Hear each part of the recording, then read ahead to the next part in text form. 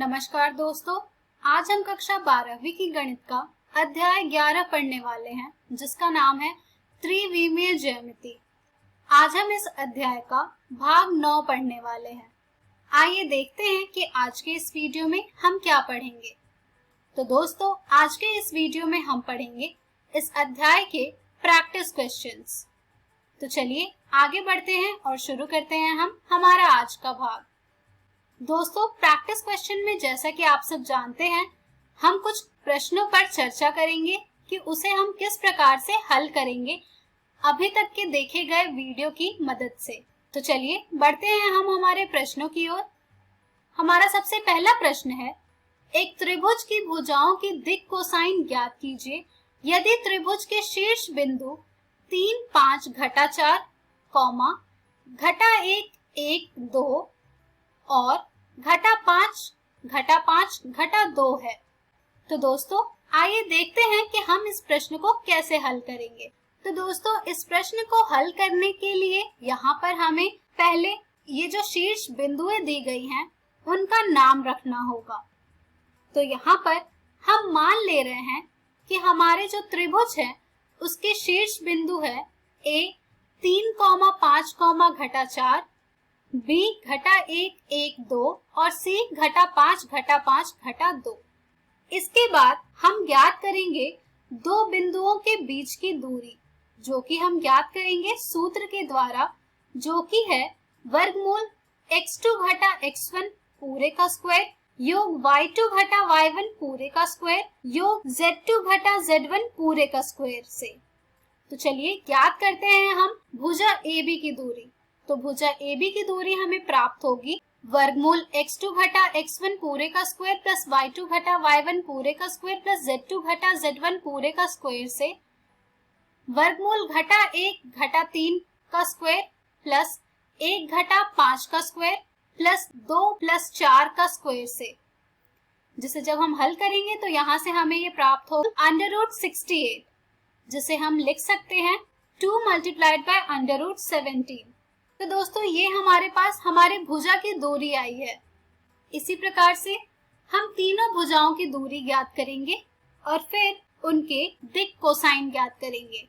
तो अब हम दूरी ज्ञात करेंगे भुजा BC की। तो भुजा BC की दूरी हमें प्राप्त होगी वर्गमूल घटा 5 योग 1 पूरे का स्क्वायर प्लस घटा 5 घटा 1 पूरे का स्क्वायर प्लस घटा 2 पूरे का स्क्वायर से, जिसे हम हल करेंगे तो हमें ये प्राप्त हो जाएगा √68, जिसे हम लिख सकते हैं बराबर 2 मल्टीप्लाइड बाय √17। इसी प्रकार से अब हम ज्ञात करेंगे भुजा CA की दूरी, जो कि हमें प्राप्त होगी √-5 - 3 का स्क्वायर प्लस -5 - 5 का स्क्वायर प्लस -2 + 4 का स्क्वायर, जो कि हमें प्राप्त होगा यहाँ से √168, जिसे हम लिख सकते हैं बराबर 2 मल्टीप्लाइड बाय √42 के बराबर। अब जब हमारे पास तीनों भुजाओं की दूरी आ गई है, तो चलिए अब हम एक एक करके इनके डायरेक्शन कोसाइन अर्थात दिक् कोसाइन ज्ञात करते हैं। तो जैसा कि आपने पहली वीडियो में देखा था कि हम भुजाओं का डायरेक्शन कोसाइन किस प्रकार से ज्ञात करते हैं। तो दोस्तों, यहाँ से हमारे पास AB भुजा के दिक् कोसाइन आ जाएंगे -1 - 3 upon 2 multiplied bye √17, 1 - 5 upon 2 multiplied bye √17, 2 + 4 upon 2 multiplied bye √17। दोस्तों, ये हमारे पास आया है using the formula x2 - x1 upon जो लाइन सेगमेंट है उसकी वैल्यू पुट करके, y2 - y1 अपॉन जो लाइन सेगमेंट है उसकी वैल्यू पुट करके, z2 - z1 अपॉन जो लाइन सेगमेंट है उसकी वैल्यू पुट करके। इसी प्रकार से अब हम BC और CA के मान के डायरेक्शन कोसाइन ज्ञात करेंगे।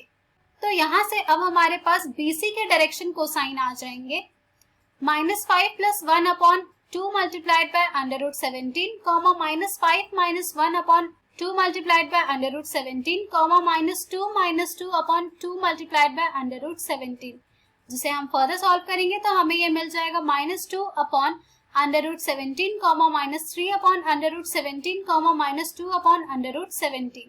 इसी प्रकार से अब हम डायरेक्शन कोसाइन ज्ञात करेंगे CA के, जो कि हमें ये प्राप्त होगा 3 + 5 upon 2 multiplied bye √42 comma 5 + 5 upon 2 multiplied bye √42 comma -4 + 2 upon 2 multiplied bye √42। जिसे हम फर्दर सॉल्व करेंगे तो हमें CA के डायरेक्शन कोसाइन मिल रहे हैं 4 upon √42 comma 5 upon √42 comma -1 upon √42। तो दोस्तों इस प्रश्न में देखा आपने कि किस प्रकार से हम एक त्रिभुज की भुजाओं के दिक् कोसाइन ज्ञात कर रहे हैं अगर हमारे पास त्रिभुज के शीर्ष बिंदुएं दी गई हैं तो। चलिए अब हम बढ़ते हैं हमारे अगले प्रश्न की ओर, जो कि है रेखाएं जिनके सदिश समीकरण निम्नलिखित हैं के बीच की न्यूनतम दूरी ज्ञात कीजिए। जो समीकरण है वो है r वेक्टर बराबर 1 - t multiplied by i cap plus t - 2 multiplied by j cap plus 3 - 2t multiplied by k cap और r vector is equals to s plus 1 multiplied by i cap plus 2s minus 1 multiplied by j cap minus 2s plus 1 multiplied by k cap. तो दोस्तों यहाँ से इस प्रश्न में हमें इन दोनों सदिश समीकरण की न्यूनतम दूरी ज्ञात करनी है। तो आइए देखते हैं कि इसे हम किस प्रकार से ज्ञात करेंगे। यहाँ पर हमें जो वेक्टर्स दिए गए हैं इसे हम प्रायः और हल करेंगे जिससे कि हमें ये सामान्य समीकरण के रूप में प्राप्त हो जाए। तो जब हम दिए गए सदिश को और हल करेंगे तो हमें ये प्राप्त हो जाएगा r vector is equals to I cap minus t I cap plus t j cap minus 2 j cap plus 3 k cap minus 2 t k cap, जहां से हमें r वेक्टर प्राप्त हो रहा है अब I cap minus 2 j cap plus 3 k cap plus t multiplied by minus I cap plus j cap minus 2 k cap। इसी प्रकार से अब हम दूसरे सदिश सामान्य रूप ज्ञात करेंगे, जो कि है r वेक्टर बराबर s plus 1 multiplied by i cap plus 2s minus 1 multiplied by j cap minus 2s plus 1 multiplied by k cap. जहां से हम इसे और हल करेंगे तो ये प्राप्त हो जाएगा हमें r vector is equals to i cap plus s i cap plus 2s j cap minus j cap minus 2s k cap minus k cap. जिसे हम और रिड्यूस करेंगे तो हमें ये प्राप्त हो जाएगा हमारे जनरल फॉर्म में, जो कि है I cap minus j cap minus k cap plus s multiplied by I cap plus 2j cap minus 2k cap. तो दोस्तों अब जब हमारे पास इन दोनों समीकरण का ये जनरल रूप प्राप्त हो चुका है तो आइए देखते हैं कि अब हम इनके बीच की न्यूनतम दूरी कैसे ज्ञात करेंगे। तो दोस्तों न्यूनतम दूरी ज्ञात करने का जो सूत्र है वो आप सब जानते हैं। उसे ज्ञात करने के लिए हमारे पास b1 vector, b2 vector, a2 vector, a1 vector का मान होना चाहिए। तो आइए देखते हैं कि ये मान हमारे पास क्या प्राप्त हो रहे हैं दिए गए सदिश समीकरण से। तो दोस्तों यहाँ से हमारे पास जो a1 वेक्टर का मान हमें प्राप्त हो रहा है वो है i cap minus 2j cap plus 3k cap. a2 vector का मान हमें प्राप्त हो रहा है i cap minus j cap minus k cap. b1 vector का मान हमें प्राप्त हो रहा है minus i cap plus j cap minus 2k cap. b2 vector का मान हमें प्राप्त हो रहा है i cap plus 2j cap minus 2k cap. इसके बाद हमें ज्ञात करना होता है a2 vector minus a1 vector. तो जब हम a2 vector minus a1 vector ज्ञात करेंगे तो वो हमें प्राप्त हो जाएगा j cap minus 4k cap.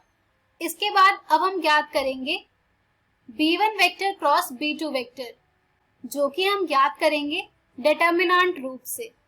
तो चलिए इनका क्रॉस प्रोडक्ट ज्ञात करते हैं। तो दोस्तों जब हम इसका क्रॉस प्रोडक्ट ज्ञात करेंगे तो वो हमें प्राप्त हो जाएगा कुछ इस प्रकार से लिखा हुआ, जो कि आप स्क्रीन पर देख पा रहे हैं। जिसे जब हम प्रायः हल करेंगे तो हमें ये प्राप्त हो जाएगा minus 2 plus 4 multiplied by I cap minus 2 plus 2 multiplied by J cap plus minus 2 minus 1 multiplied bye के कैप। जिसे हम और सॉल्व करेंगे तो हमें ये प्राप्त हो जाएगा 2i cap minus 4j cap minus 3k cap. अब हमारे पास a2 vector minus a1 vector का मान भी आ चुका है, b1 vector cross b2 vector का मान भी आ चुका है। तो चलिए अब हम इन सभी मानों को प्रतिस्थापित करते हैं न्यूनतम दूरी ज्ञात करने के सूत्र में, जिससे कि हम इन दोनों दिए गए रेखाओं के बीच का न्यूनतम दूरी ज्ञात कर सके। तो दोस्तों, न्यूनतम दूरी ज्ञात करने के सूत्र में हम प्रयोग करेंगे mod of b1 vector cross b2 vector का भी, जो कि हम ज्ञात करेंगे हमारे प्राप्त किए गए b1 vector cross b2 vector से, जो कि हमें प्राप्त होगा यहाँ पर वर्गमूल 2 square plus minus 4 square plus minus 3 square which is equals to under root 4 plus 16 plus 9 which is equals to under root 29। अब हम इन सभी मानों को इनके सूत्र में प्रतिस्थापित करेंगे, जो कि है d बराबर mod b1 vector cross b2 vector dot a2 vector minus a1 vector upon mod of b1 vector cross b2 vector.